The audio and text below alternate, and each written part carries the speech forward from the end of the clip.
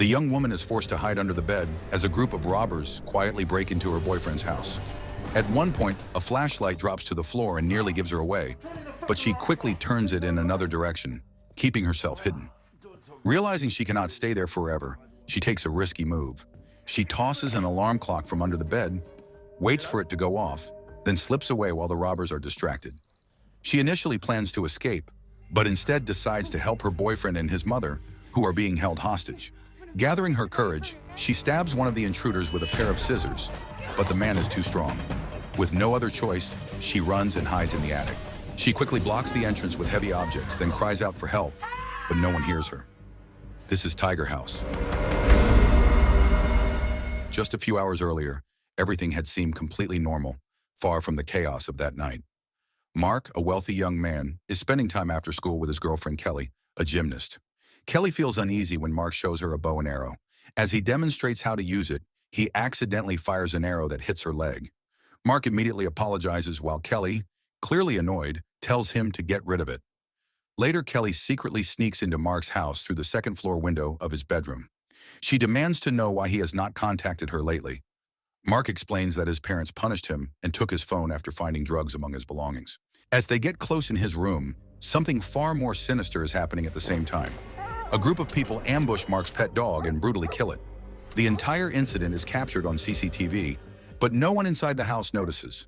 Mark and Kelly are lost in their moment until Lynn, Mark's mother, almost catches them. Before letting her in, Mark quickly tells Kelly to hide and cleans up the room. Lynn grows suspicious because it takes him so long to open the door, but Mark shifts the conversation by asking about his phone. Lynn refuses to return it and demands that Mark end his relationship with Kelly.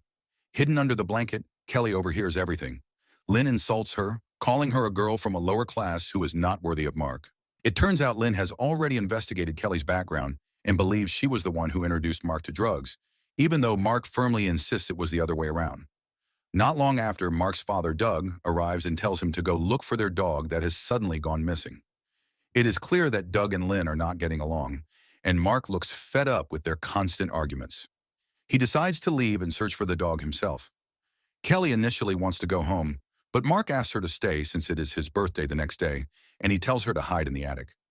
Once Mark leaves, Lynn enters the room and notices Kelly's belongings. Meanwhile, Kelly stays hidden in the attic, quietly watching Lynn through a small gap in the ceiling. As Lynn goes through the items, she finds a pregnancy test and is visibly shaken by the result. It seems like she realizes Kelly is hiding above, but unexpectedly, she chooses not to expose her. Around midnight, a group of masked intruders sneaks into the house and quickly overpowers Mark's parents.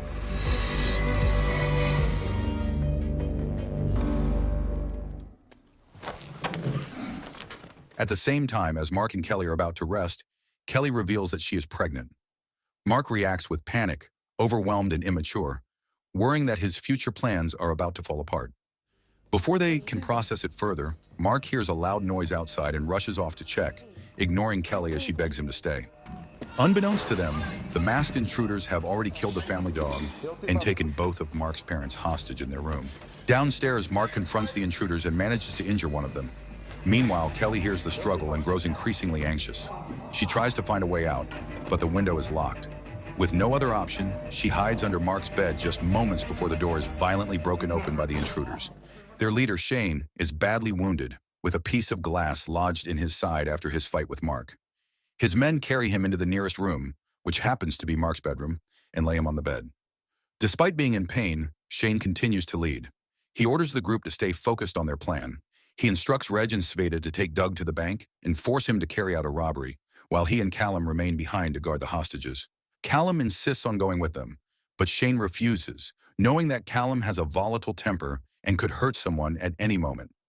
Reluctantly, Callum stays and looks for a way to treat Shane's wound. Using Mark's computer, Callum searches for instructions to make a tourniquet to stop the bleeding. While moving a chair, he accidentally knocks over Kelly's bag. Seeing this, Kelly desperately reaches for her phone nearby. The moment becomes extremely tense as she carefully pulls the bag toward her, trying not to alert Callum, who is just inches away. She manages to retrieve the phone, but the battery is dead.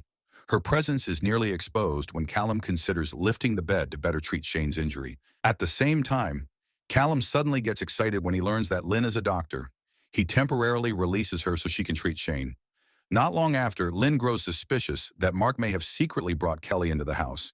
She deliberately drops an object so she can glance under the bed, and there she finds Kelly hiding. Despite this, she chooses to keep Kelly's presence a secret. Lynn carefully removes the piece of glass lodged in Shane's body and quickly treats the wound using a clean cloth. She manages to stabilize him for the moment, but it is clear the injury is severe and likely involves internal bleeding. Without immediate medical attention, he will not survive. She then begins questioning their plan, speaking in a way that allows Kelly, still hidden beneath the bed, to understand the situation. When the robbers suggest lifting the bed to better treat Shane, Lynn dismisses the idea outright, preventing them from discovering Kelly. After doing what she can, Lynn is restrained again and kept hostage alongside Mark. The next day, Reg and Sveta prepare to carry out their plan by forcing Doug to go to the bank. Soon after, Shane receives a phone call from Reg, who reports the progress of the robbery. With the call on speaker, Kelly overhears everything and is shocked to realize that they are willing to harm innocent people to get what they want. While Callum and Shane are focused on the call, Kelly takes the opportunity to activate the alarm clock and distract them. It works, and she manages to slip out of the room. We just got to hope it worked. She plans to escape the house, but at that exact moment, a man named Ferdinand arrives, unaware of the danger inside. He is secretly involved with Lynn. Kelly shifts her focus and tries to help Mark and his mother, who are still being held hostage.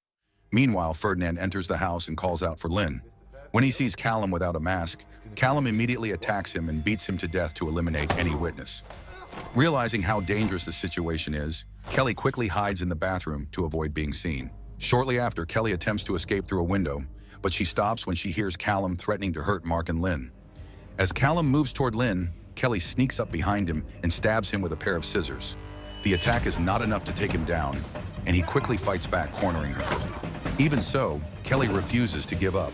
She pushes through and manages to break free, but Callum chases her back into the bedroom. With no other option, she runs into the attic above Mark's room. Once inside, she quickly blocks the entrance with heavy objects, buying herself a little time as Callum continues the pursuit. In the cramped and dusty attic, Kelly tries to scream for help, but no one can hear her. Her frustration grows even worse when Callum starts drilling through the ceiling, trying to break his way in. Around that time, Callum receives a call from Reg, confirming that the bank robbery was successful and that they are on their way back. At the same time, Kelly finds Mark's bow, but it is missing an arrow. The tension peaks when Callum finally manages to enter the attic. Thinking quickly, Kelly slips past him and traps him inside. For a moment, it feels like she has gained the upper hand, but then everything changes. Shane suddenly appears, still alive, and stops her with a gun. He is clearly dying, both physically and mentally shaken. Facing the reality of his condition, Shane begins to open up. He reflects on his past with Callum and reveals a side of himself that feels different from the others. While Callum shows no hesitation in hurting innocent people, Shane seems to carry a sense of regret, as if he never truly wanted things to go this far. In the end, Shane makes an unexpected decision. After Kelly reluctantly fulfills a small request from him, he allows her to leave. Kelly immediately frees Mark and Lynn, and the three of them rush downstairs. As Mark and his mother run toward the front door, they spot what looks like a police officer arriving to save them. But the relief is short-lived. The officer is actually Reg in disguise, and both of them are quickly captured again by Reg and Sveta, who have returned from the bank. Kelly manages to slip away unnoticed. Shortly after, Reg and Sveta receive a call from Callum, informing them that a young woman is still inside the house. Sveta is ready to kill her, but Shane insists that no one else should be harmed and urges them to leave. Things do not go as planned. Reg eventually frees Callum, who is now completely driven by revenge. Even though Reg reminds him of Shane's orders, Callum refuses to listen. In the end, Reg reluctantly hands him a rifle, knowing that Callum intends to hunt Kelly down. Once they leave the room, Kelly grabs an arrow, returns to the attic, and prepares the bow, ready to fight back. Not long after, Reg comes back and begins pouring gasoline, planning to burn the house and erase all evidence. That is when Kelly strikes. She fires the arrow and kills Reg, though he manages to ignite the fire before dying. As flames begin to consume the house, Kelly escapes through a window.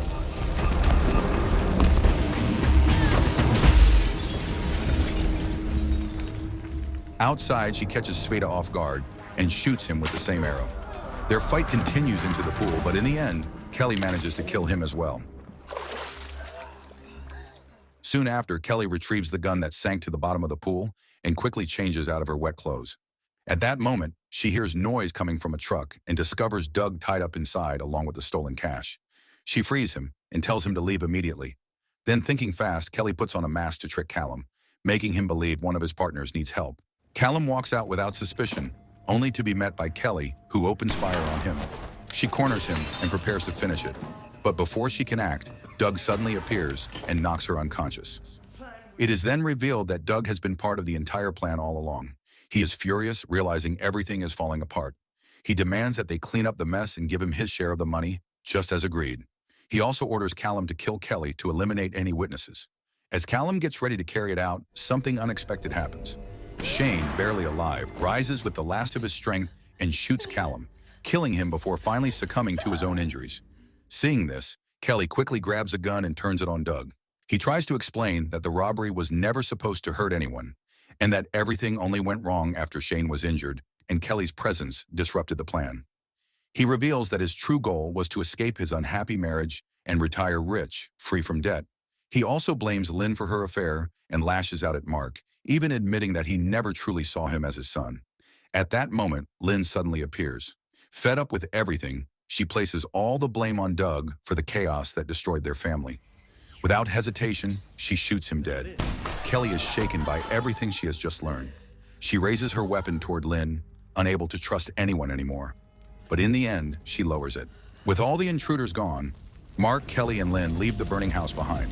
The fire consumes not only the home, but also the CCTV footage, erasing any evidence of what really happened that night. Not long after, Mark helps Kelly load the stolen money into her car and expresses his desire to leave with her and start a new life abroad. Kelly gently refuses, reminding him that he still has his entire future ahead of him, and she does not want him to throw it away for her. Even so, Mark worries about Kelly and their unborn child, but she reassures him that they will be fine. In the end, Mark and Lynn create their own version of the story, claiming that Kelly was never there and that the robbers died because of internal conflict. The story closes with Kelly driving away from the scene. Despite everything she went through, she feels a sense of relief. For the first time, it is truly over, and she allows herself a small, satisfied smile, knowing she walked away with the money and her freedom. So the moral of the story is, if your boyfriend shows you a bow and arrow, gets you pregnant, and his whole family turns out to be criminals, maybe just stay home and watch Netflix next time.